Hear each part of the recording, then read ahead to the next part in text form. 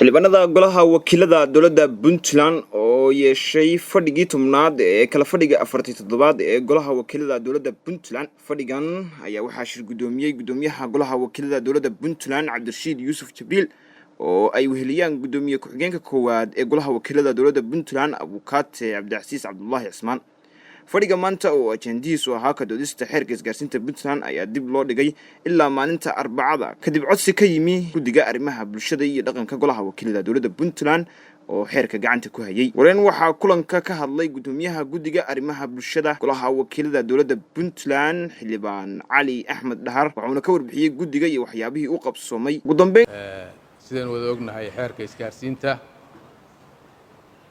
guddiga waxaa lagu wareejiyay Arbacadii aynu soo dhaafnay oo gacanta ku hayay Khamiis Jimce waa iska maalin nasasho Sabti iyo Axad iyo maanta guddigu hawlgalkiisii waa ku bilaabay xeerka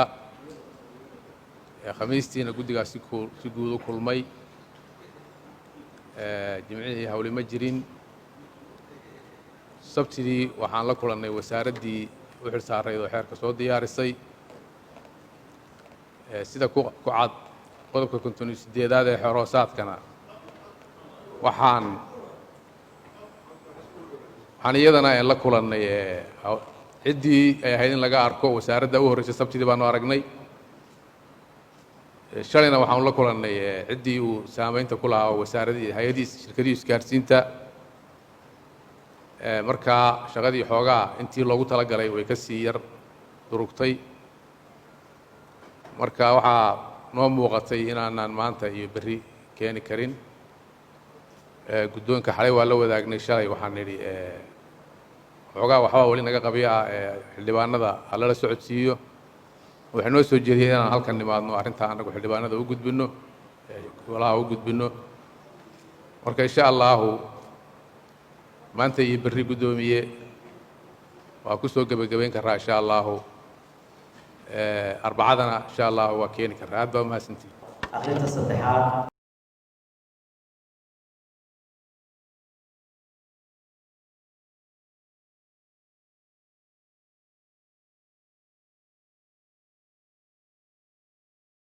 saddexaad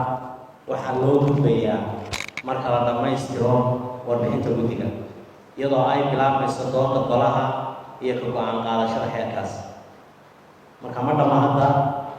warbixintii guddiga oo xeerkii shalay ayaa ku socota waxayna codsadeen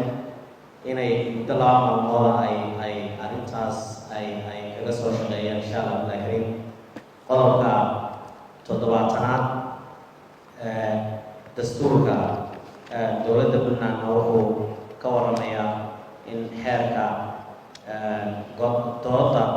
golaha ee mashaariicda sharciyada iyo qaabka u dhici doonto marka shaqadeena annaga waxaynu waafajinaynaa xeeroosaadka iyo dastuurka insha allah bilaakiin ka guddigana waxay codsadeen inay u baahan yihiin 2 maalmood oo kala dheeriya oo ay shaqadan ay kusoo qabtaan oo aan codsan lahayn codsiga guddiga inaynu la qaadan oo aynu siino waqtiga